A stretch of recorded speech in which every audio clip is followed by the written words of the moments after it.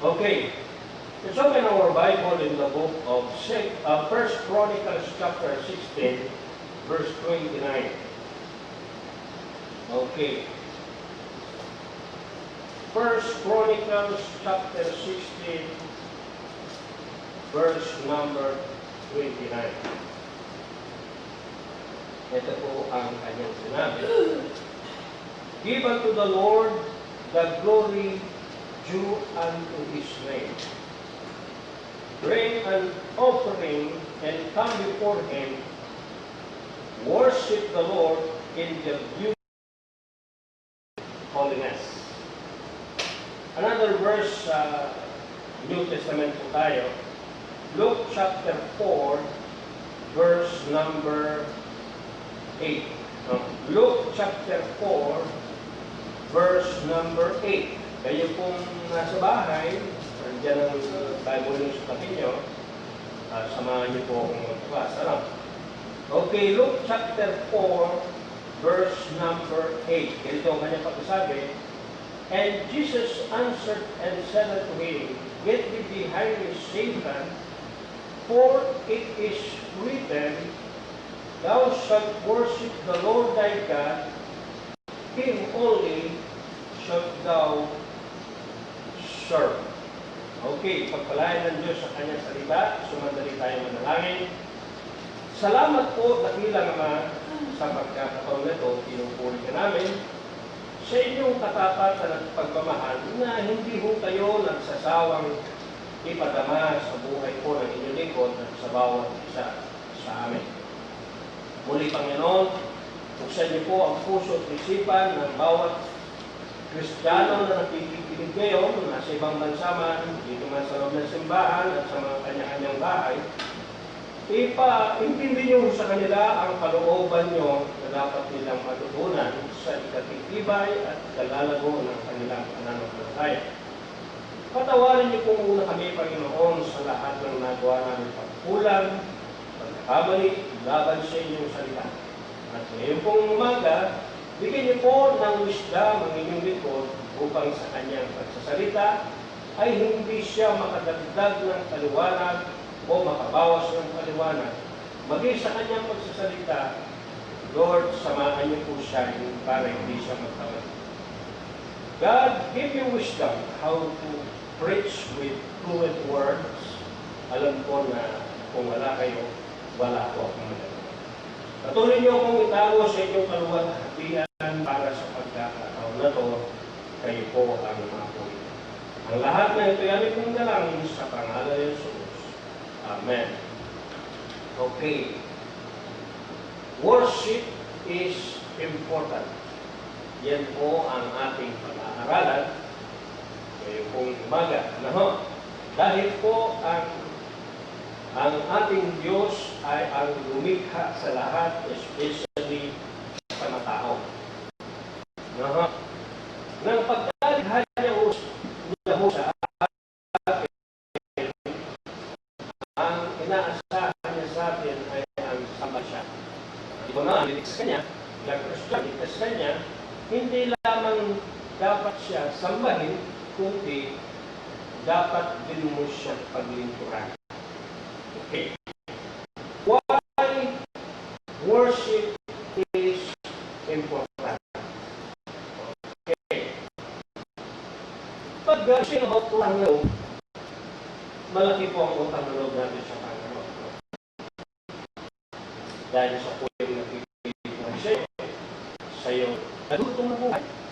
At siya rin po ang pwedeng bumawi ng buhay natin.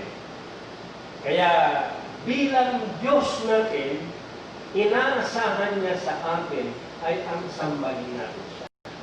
At huwag na huwag mo nang o huwag mong ipagkait yung oras mo sa pagsamba. Understood, ang mga simbahan ngayon ay kukunti ang attendance. Understood po yan because of lockdown. Pray natin na pahintulutan na ang bawat simbahan na mag-gather. Higit sa lahat, pray natin na matapos na ho ang COVID-19 o coronavirus sa buong mundo especially sa ating bansa. Okay, importante ho kasi ang pagsamba. Why worship is important? Tingnan natin, paliwanag ko mabuti. Worship is important to God because He deserves it. Deserve niya po yan. Kasi siya yung sabi. Because He deserves it from the believers and from all people here on earth. Okay. Ang pag sinabing worship, it is a gatherings of the believers to practice their beliefs and to honor their God. Yan po ang ibig sabihin ng worship. Kaya ang Panginoon, hangad niya po kasi yung sambahin siya ng tao. Kaso po, ang ibang tao ay iba ang sinamba, kaya nanibugho ang Panginoon. In other words, siya po ay nagselos. Biro mo, linikha niya yung tao, binigyan niya ng buhay, dinugtungan ng buhay, pinahaba ang buhay, binigyan niya ng masasarap ng pagkain, binigyan niya ng talino, kaso iba ang sinamba ng tao. Kaya, nalibugho po siya. Ngayon, ito ho, kapatid, 5 reasons for the importance of worship. We have 5 reasons now. 5 reasons for the importance of worship. Okay. Number 1. Pakinggan niyo pong mabuti. Okay. Worship involves surrender of our lives. Worship involves surrendering. Okay. Look at your Bible. Romans chapter 12, verse number 1. Okay. Intindihin niyo po mabuti dahil ito po ang nais ng Diyos na maunawaan natin ngayong umaga. Okay. Romans chapter 12, verse number 1. Okay. Ito po yung pahayag niya po sa Pablo sa taga-Roma. Okay. Sabi niya, I beseech you therefore, brethren. Pag sinabing visits, ito po ang ibang salita ay pleading. Nakikiusap po siya ng mabuti. Kaya sabi niya, I beseech you therefore, brethren. Nakikiusap ako, mga kapatid, sabi niya, by the mercies of God, that ye present your bodies a living sacrifice. Okay, yan o yan, ano? Holy, acceptable unto God, which is your reasonable service. Okay, sabi niya, which is your reasonable service. Okay, tingnan niyo po ang sinasabi niya dyan. Ano? Worship involves surrendering. Ano? Worship involves surrender our lives sa Panginoon. Isuko natin ang ating buhay. Ano? That is the first step of worshiping. Ano? Ibig sabihin, to offer our bodies as a living sacrifice, holy and pleasing to God, this is our true and proper worship. Did you hear me? Okay. Ang ibig sabihin, kapatid, ang paghandog ng ating buhay sa Panginoon bilang hain, banal at kalugod-lugod sa harapan ng Panginoon, that is the proper way to worship. Kaya, saan ka man, sa bahay ka man, sa office ka man, o saan ka man, kung nakikinig ka ngayon pong umaga, just open yourself sa Panginoon. Isuko mo sa Panginoon. Puso. Okay. Point number 2, surrender your pride. Suko mo ang pride mo. All of us, mayroon tayong kanya-kanyang pride. But I'm telling you, right now, anumang pride na salungat sa Biblia, isuko mo sa Diyos. Dahil yan ang kukontra sa paglilingkod mo sa Kanya. Yan ang kailangan mo isuko, ang pride. Alam niyo po, ang author ng pride, wala kong ba kundi si Lucifer. Mula ng panahon ni Lucifer, na pinractice niya po yung pride, gusto niya pong sakupin ang trono ng nasa itaas. Hindi po natuwa ang Diyos, kaya binagsak si Lucifer. Kung gaano siya kagwapong anghel, nagniningning ang kanyang sarili, napakagandang tingnan at napakatalino, nung siya po ay nagkaroon ng pride, binagsak siya ng Panginoon ng kanyang pagkabagsak dito sa lupa, siya naman ang pinakapangit na dating niya.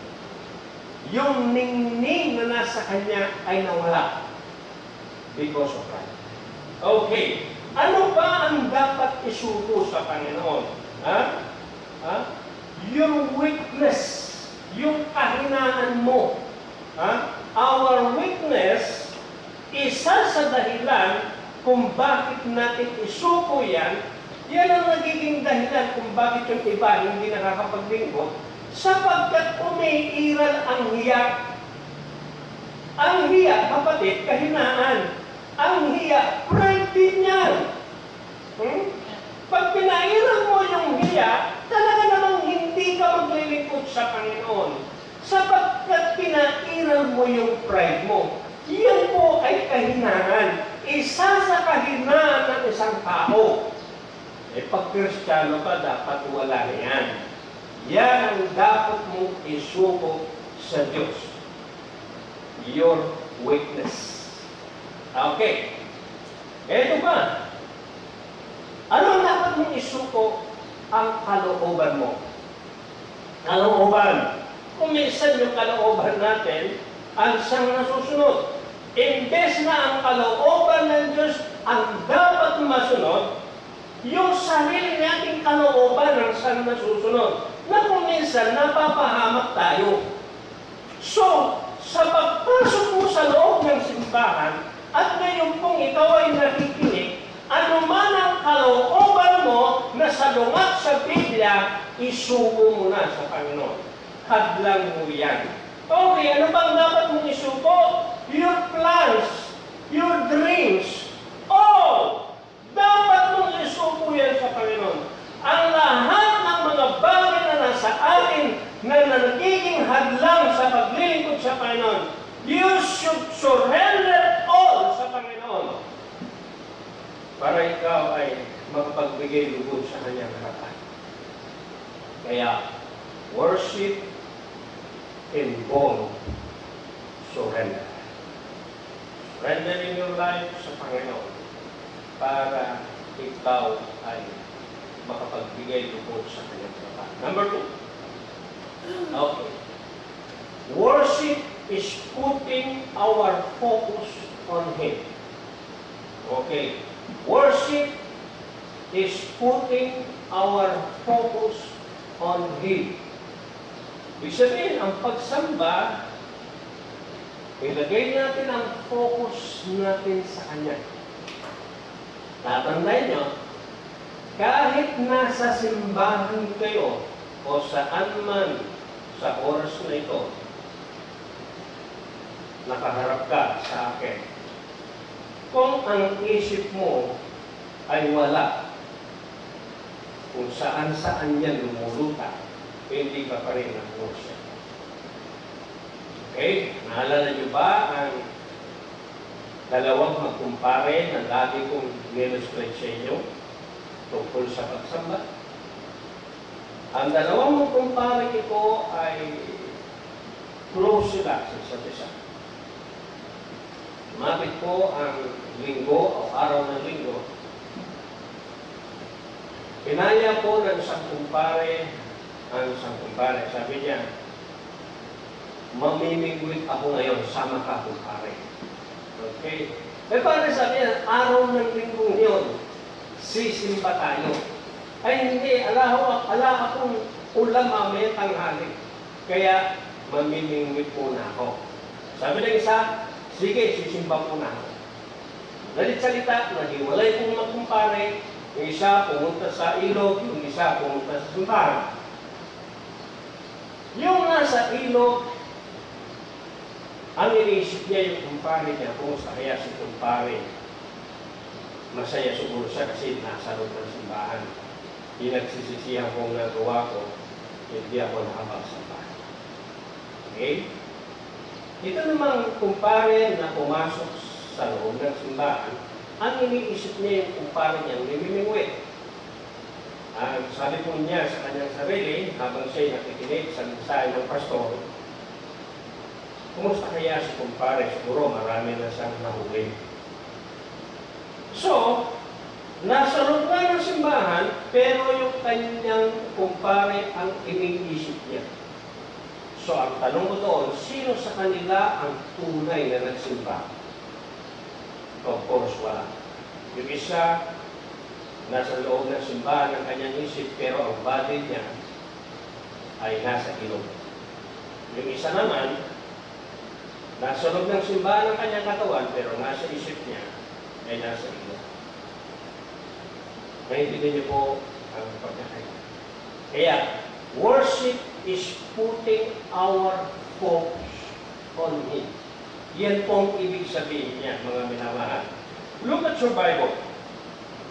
Colossians chapter 2, chapter 3, verse number 2. Okay, dito ho tayo sa Colossians chapter 3, verse number 2. Ito ho ang kanya sinabi. Set your affection on things above. Yan ho yung focus. Ano? Set your affection on things above. Okay. Mag-focus ka sa mga bagay na nasa taas kapag ikaw ay nagsisimba. Pag nasa loob ka ng simbahan, not on things on the earth. Huwag sa mga bagay na nandito sa lupa. Ang ibig sabihin, mga minamahal, true worship is based in spirit and in truth. Ang tunay na pagsamba, nakabase ho yan sa espiritu at katotohanan. Ang sabi po sa John chapter 4, verse 24, worship God in spirit and in truth. Okay, ano yung truth? Jesus Christ, I am the way, the truth. Ano pa po yung truth? Bible. Spirit, yun po yung Holy Spirit na kumikilos sa atin. Yun ang God na sinasamba natin. Kaya worship God in spirit and in truth. Kaya ang gamit po natin sa pagsamba, Biblia, hindi katekismo. Okay? Dahil ang Biblia, ito po yung salita ng Diyos. Ito po yung katotohanan. Dahil po sa salita ng Diyos, nabago ang buhay natin. Kaya worship is based in spirit and in truth. Point number 2, true worship is based on the desire to honor God o to honor your King. Okay. Ang tunay ng pagsamba, kapatid, naabase yan.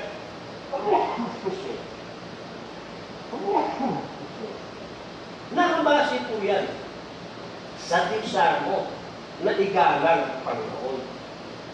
Yun naman in-expect na nito sa akin, respeto siya. Okay?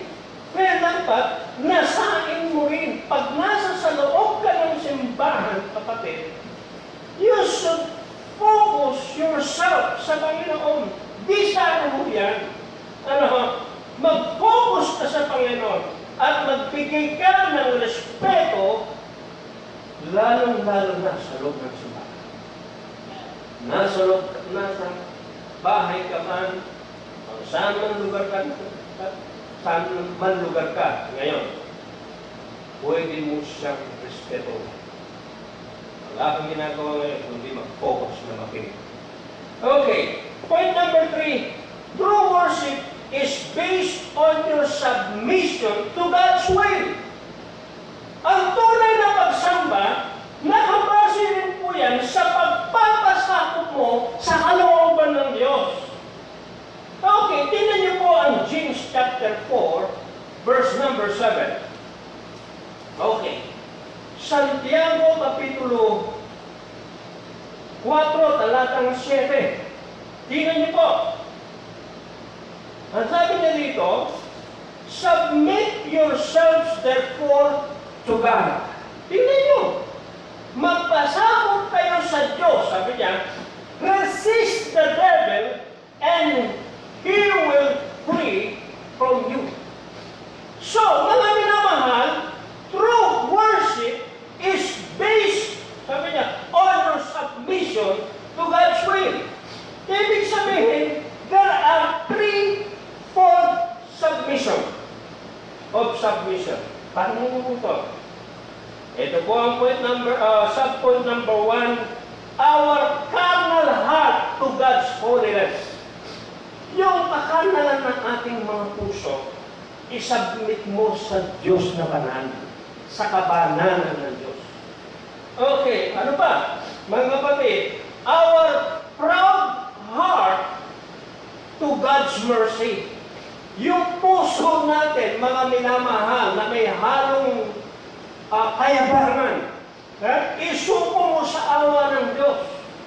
Okay, ano pa? Our rebellious heart to His absolute sovereignty. What I'm saying is this.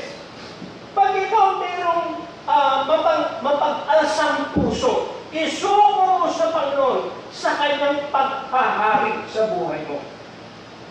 Okay.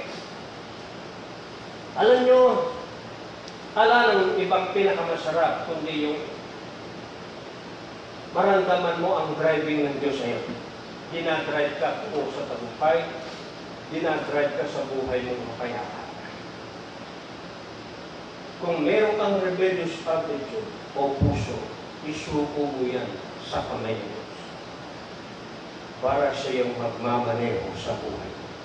Tinitiyak ko sa iyo, pagka ang Diyos ang nag-drive sa buhay mo, never kang mabubugo.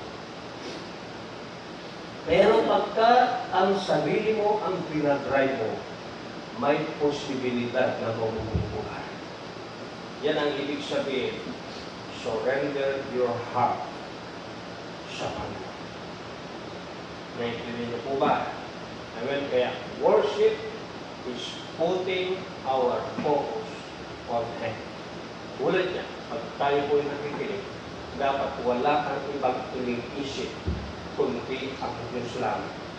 Wala kang ibang iniisip kundi iniintindi mo yung mensahe na para sa inyo. Okay? Number 3. 5 yan. Worship involves getting out of the way. Ano ibig sabihin ito? Worship involves getting out of the way. Ano po ibig sabihin ito? Pakinggan natin. Colossians chapter 3, verse 5 and 6. Okay. Colossians chapter 3, verse number 5 and 6. Ano sabi niya? Mortify therefore your members which are upon the earth. Sabi niya, ano to? Pag sinabing mortify means putting off, o di kaya patayin mo, o di kaya getting out of the way. Yan ang ibig sabihin niyan. Mortify therefore your members which are upon the earth. Fornication. Ano pa? Uncleanness. Karumihan. Ano pa? Inordinate affection. Okay, ano pa? Evil concupiscence, evil lust, ang ibig sabihin yan. And covetousness, which is idolatry. Yan po yung ibig niyang sabihin. Worship involves getting out of the way. Pag ikaw ay nagsisimba, layuan mo daw ang mga bagay na nabanggit kayo sa verse na to. Amen? Okay. Iwasan mo. And then sabi niya, for which things sake, dahil sa mga bagay na ito, sabi niya, the wrath of God cometh on the children of disobedience. Pag ginagawa mo ito, ayaw mong layuan, ang galit ng Diyos, sabi niya, mapupunta sa iyo. Kaya, worship involves getting out of the way. Iwasan mo yun. Ano? Ano ibig sabihin? Point number 1, pakinggan niyo mabuti. We have learned to remove our worries. Labis kang nag-aalala. Pag ikaw pumunta sa simbahan, tapos nag-aalala ka rin lang sa buhay mo, hindi ka tunay na makapagsimba. Okay? We have to learn to remove our worries, our fornication, sabi niya dyan, our uncleanness, our inordinate affection, our evil lust, our covetousness, which is idolatry, hatred, envy. Yan kung ibig sabihin yan. So we can worship with God appropriately pag wala ito. Kaya nga, sa loob ng simbahan, pagsisihan mo ang mali mo. Pagsisihin mo ang lahat ng kasalanan na nagawa mo. Kung meron ka isa sa mga nabanggit na to, kausapin mo. Humingi ka. Kahit na meron ka lang isa dyan, you should confess it to get right with God. Para magkaroon ka ng kapanatagan sa buhay. Number 4, 5 yan. 5 reasons for the importance of worship. Number 4, worship is celebrating who God is and what He has done. Okay, reading up. Worship is celebrating who God is, sino siya, and what He has done. Psalms chapter 100, verse 1 up to verse number 5. Nandiyan po ba kayo? Buhay pa tayo. Okay, Psalms chapter 100, verse 1 up to verse number 5. Diyan ho natin kukuhanin ang mga quotes natin. Tingnan niyo po. Verse 1, make a joyful noise unto the Lord, all ye lands. Ito na ho.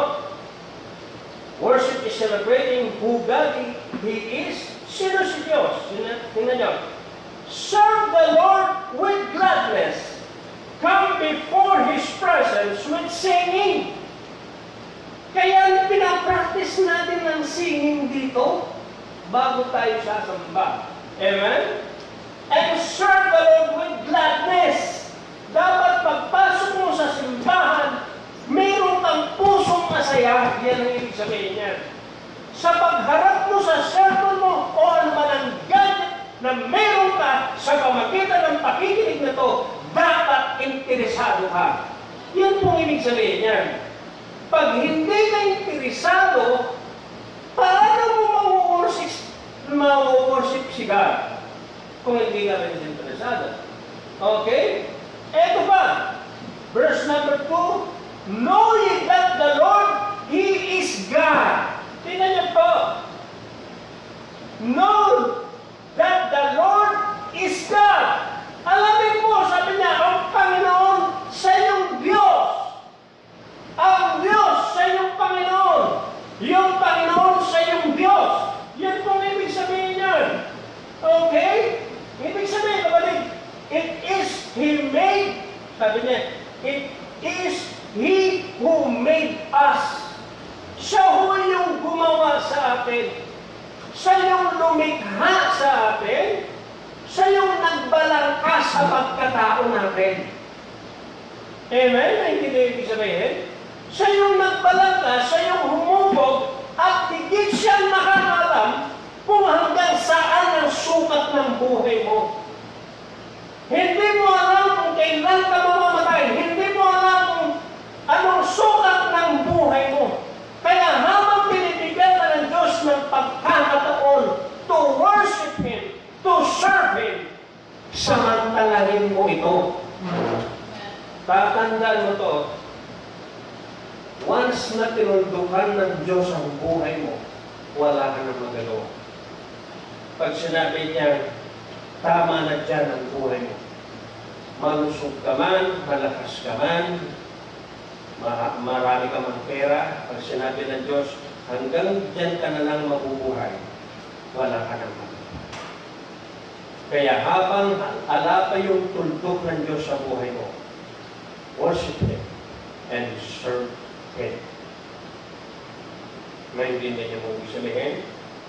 Kung binibigyan ka ng Diyos ng pagkakataon na mabuhay, sapagkat sa iyong Diyos mo, sa iyong gumawa sa iyo, kaya sabi niya, and we are His. Ayaw po sa Kanya. Ano? We are His people. And the sheep of His pasture. Tayo po yung mga tupa sa Kanyang pastola. Okay? Kanya tayo. Pag-aari niya tayo. Kaya dapat bilang hari natin, bilang pag-aari niya tayo, dapat ang kalooban niya lang ang masunod. Hindi ang ating kalooban. Kaya kinakailangan natin i-celebrate kung sino siya sa buhay natin. Yun, doon natin makikita na mahalaga ang pagsamba. Okay? Naintindihan niyo ho? Sabi niya ho dito, verse 4, sabi niya, enter into His gates. Pwede natin sabihin, enter into His church with thanksgiving. Enter His church with thanksgiving. Give thanks to Him. Magpasalamat ka sa Kanya. Ang dami mong dapat pasalamatan eh. Yun lang, paggising mo sa umaga, buhay ka. Pagkatapos meron kang masarap na kakainin, wow! Kabait na ng Diyos sa buhay mo. Amen? Ano ba sabi niya? For the Lord is good, His mercy is everlasting. His truth endureth to all generations. Yan ang Diyos natin. Ha? The Lord is good. His love endureth forever. His faithfulness continues through all generations. Ang kanya pong katapatan nagpapatuloy sa generation natin. Mula sa akin mga magulang, sa akin, hanggang sa akin anak, sa akin apo, kaapo-apuhan, tapat ang Diyos sa akin. Last, natatapos natin, worship involves giving. Worship involves giving. We can worship God gamit ang organ, piano, violin, guitar, music, special number. Fellowship.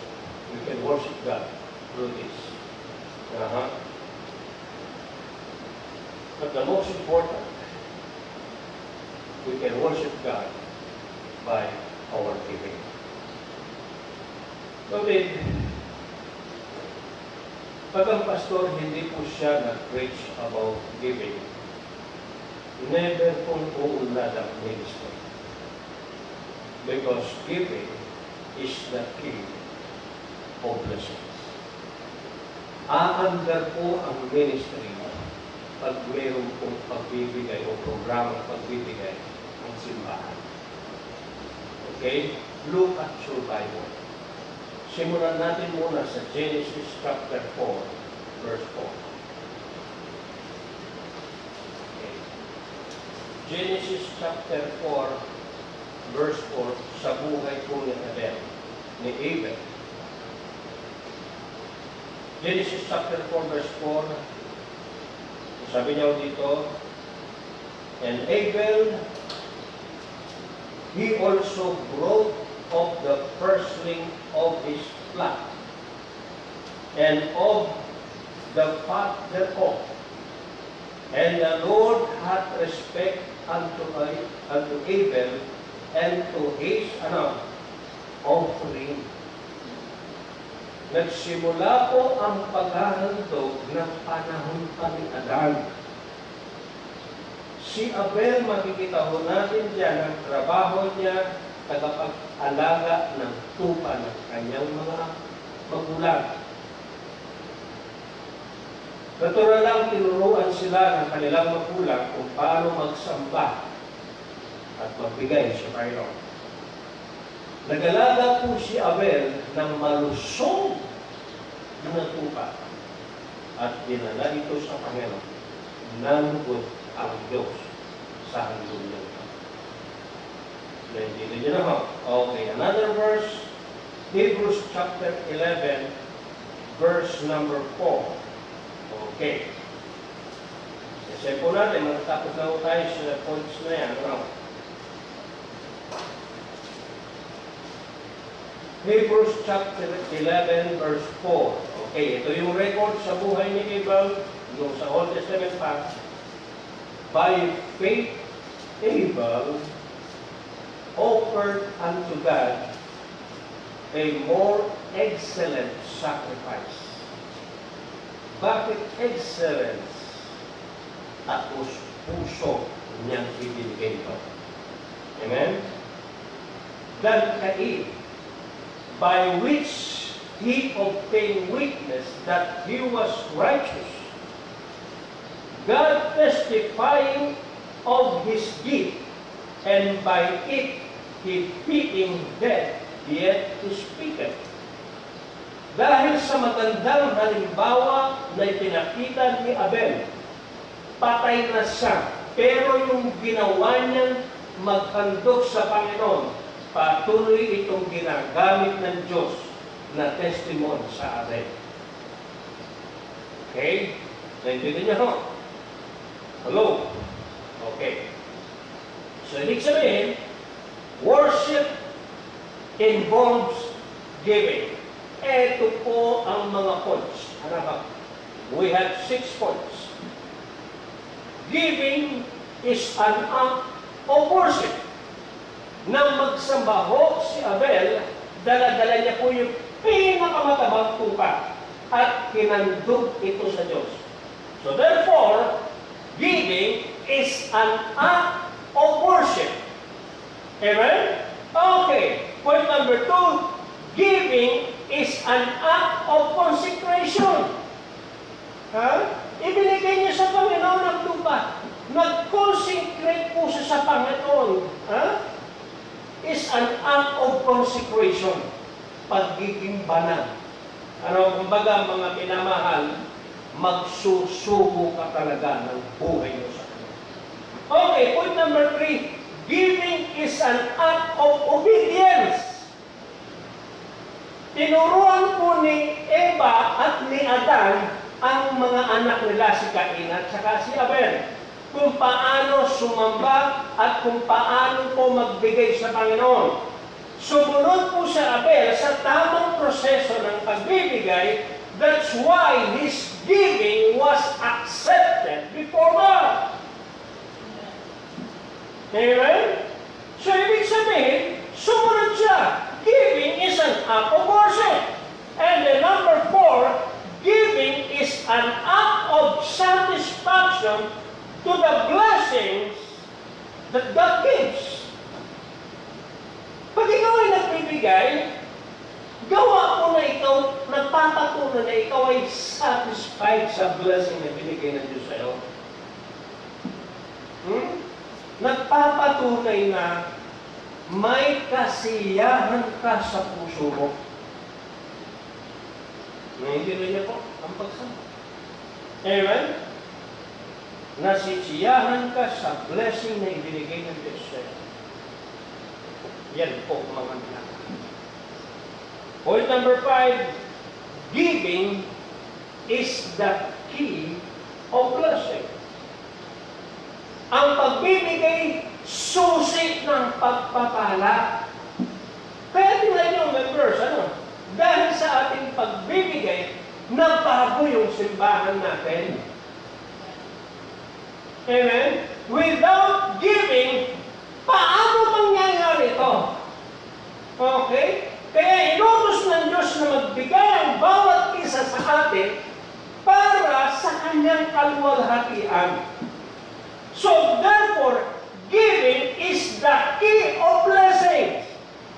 Bring ye all the tithes into the storehouse para magbubuhos ako ng blessing sa inyo. Yan po ang sinabi niya. And then, last, point number 6, giving is the expression of the heart.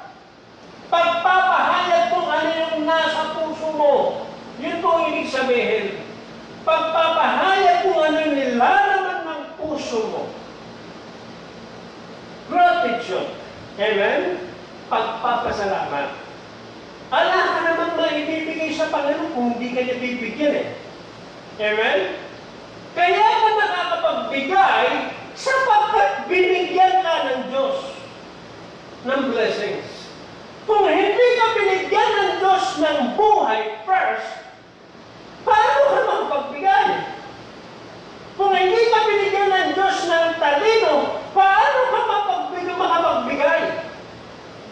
Kung hindi ka binigyan ng Diyos ng kakayanan kung paano ka kumita, paano ka magbibigay?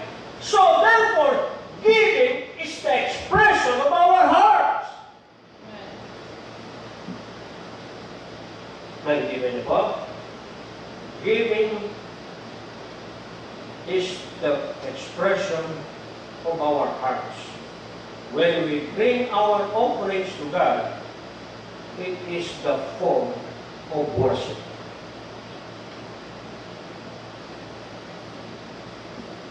Ano ang dapat mong pasalamatan ninyo sa Diyos? Kung bibilangin mo ang dapat mong pasalamatan sa Diyos, magpipray ka, wala kang ibang hingin, kundi magpasalamat ka lang sa Diyos. Kulang ang oras mo. Ngayon, this is your chance to make commitments sa Panginoon. Lord, from now on, maging tapat ako sa pagsamba at sa akin pagbibigay siya. This is my great testimony sa Panginoon. Nasa abroad ka man, nasa bahay ka man, dito ka lang sa loob ng simbahan, pag-pray ka sa Panginoon. Humingi ka ng tulong. Sabi mo, Lord, from now on, sasambahan kita ng totoo. Higit ka pa ako sa iyo. Bow your head, close your eyes. Bago ako mag-close sa aking service ngayon po, gabi, kausapin niyo muna ang Panginoon. Please, kausapin mo. Talk to God right now. Magpakumbaba ka. Kung meron kang na-realize sa pamagitan ng mensahe ko, humingi ka ng tawa. Pa-bless ka sa Panginoon. Unat mo sa Panginoon ang kanyang kamay para ipatong sa buhay. current minister.